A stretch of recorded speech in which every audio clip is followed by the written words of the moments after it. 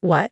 What's going on? No matter how many times I try, my apartment key won't work. I've just returned from a business trip and find myself completely locked out. I try to reach Randy, who should be home, but there's no response. Peeking through the keyhole, I see that the apartment is empty. I'm sure I'm at the right place, so what's going on? Where's my stuff? Where did Randy disappear to? Panicked, I rush to my in-laws' house, and there is Randy. As soon as I arrive, Randy looks at me and says, "Who are you?" Speechless, I watch as Randy smirks triumphantly. I could never have imagined the ending that awaited me. My name is Sharon, and I am 32 years old. I am a working housewife living with Randy. We've been married for 3 years. Randy was originally a colleague at work, and we were fierce competitors. He was a good rival, but also my biggest supporter. It didn't take long for us to start dating, and we got engaged after a year.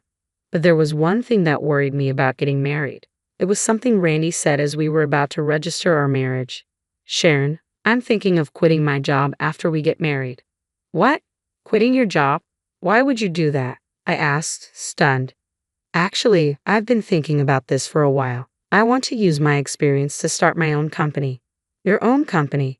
"Yeah, I want to start a business and do something bigger. So please let me give it my best shot." He bowed his head, and I could see the sincerity in his eyes. I didn't know how to respond. I wanted to support Randy as his biggest advocate, but quitting his job to start a business was a huge risk.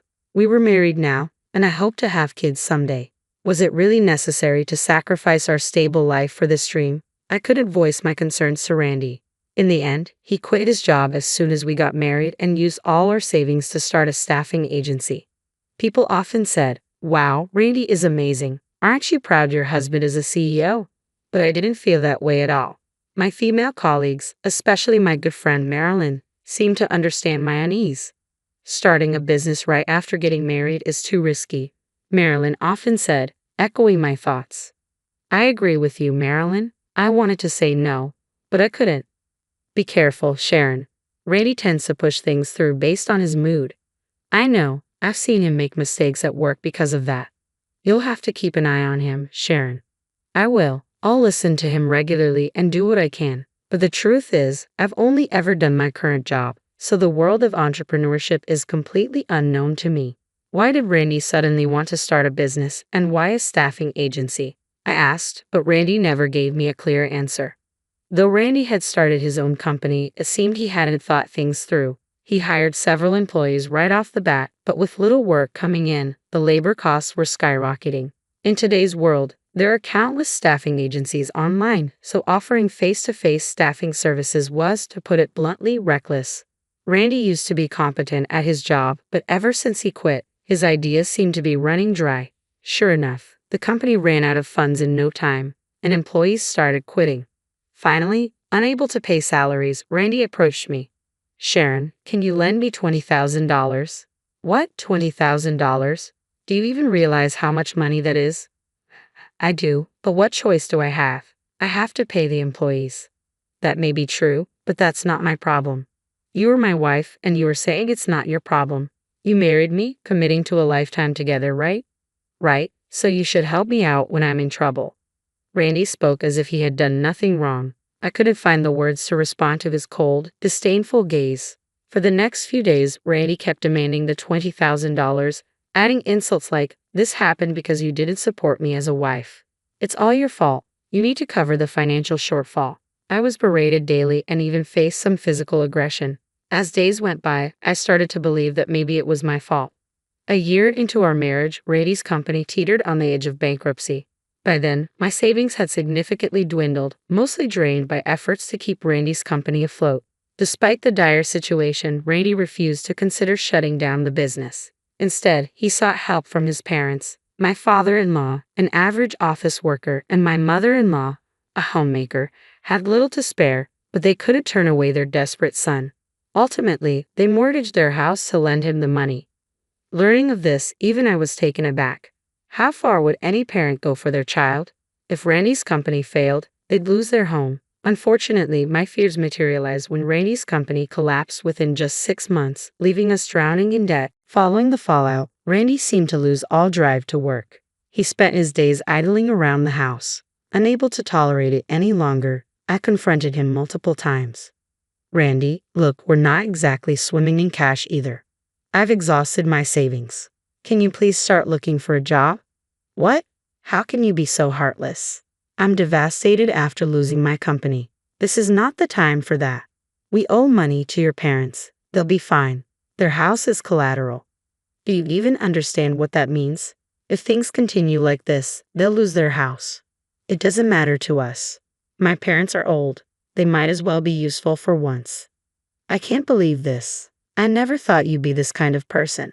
From that point on, cracks began to appear in our marriage. It's been about 6 months since Randy's company went bankrupt, and he shows no signs of finding a job. He's doing day labor once a week and spending all the money on himself. I've been dipping into my savings and cutting corners to make ends meet. Then one day, during a break at work, my mother-in-law called. Ah, Sharon, sorry for the sudden call, but I need to talk to you. Hello, mother-in-law. What's going on? Could you lend us some money? If we can't pay back the loan by the end of the month, we lose our house. It seemed my worst fears were coming true. I told my mother-in-law, let me think about it. I've already talked to Randy, but he said, I don't have any money. If you lose the house, so be it. What? Randy said that? What should we do, Sharon? We're going to lose our home. Calm down, I have an idea. After hanging up, I called my father, who answered immediately. Hey Dad, it's Sharon. A long time, not talk. How are you? I'm fine, but there's a problem. What happened? Randy's company went bankrupt, and now his parents might lose their house. What? Why? After explaining the situation, my father agreed to help financially, even though Randy was clearly at fault. My dad said, he is the man you chose, and didn't blame me. My father is a wealthy real estate investor, and I've never had to worry about money. The rental income alone is a considerable amount, so to be honest, I never had any problems making ends meet until I got married. But when I got a job, I decided to be financially independent and refuse any support from him. And Randy ruined all of that. I felt guilty, but I had no choice but to accept my father's help to save my in-laws. I kept it a secret from Randy and transferred the money to my in-laws.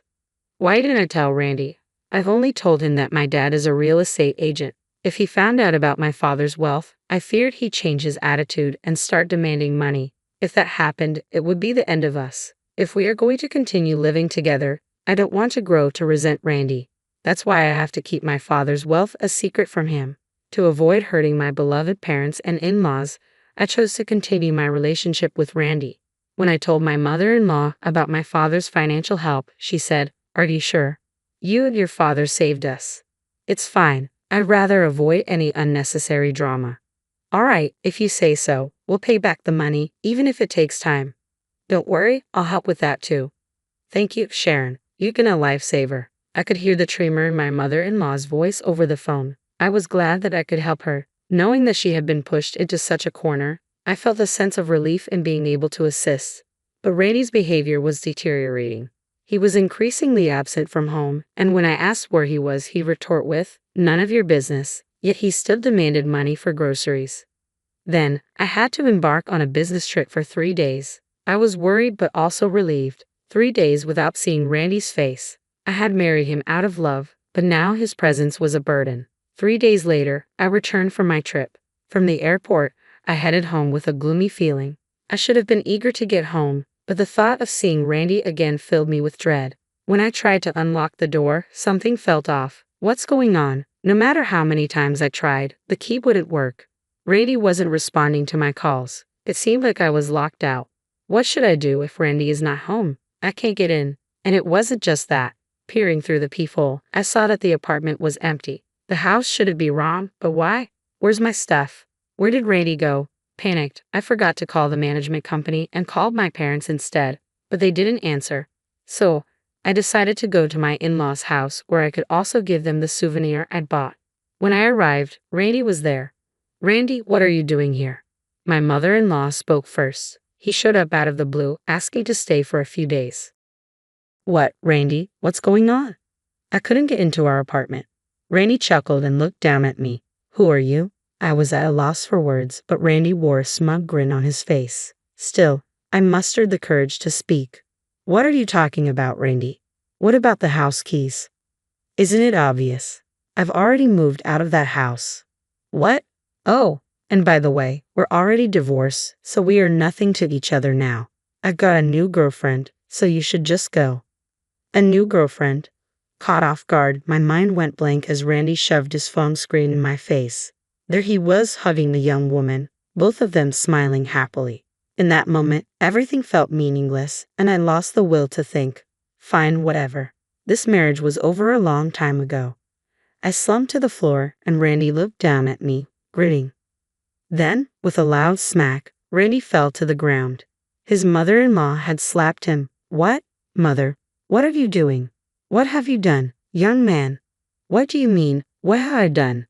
I just left a useless wife, and I'm planning to marry my new girlfriend. His mother-in-law started to tremble, her face turning red. Randy, do you really not know that you have this life because of Sharon? When your business was failing and this house was about to be foreclosed, Sharon asked her father for a loan. My father-in-law did what Randy was visibly shocked, probably never expecting this. His mother-in-law didn't hold back. And yet you, how much trouble do you need to cause others to be satisfied, Randy? Even your mistress grew tired of you and disappeared.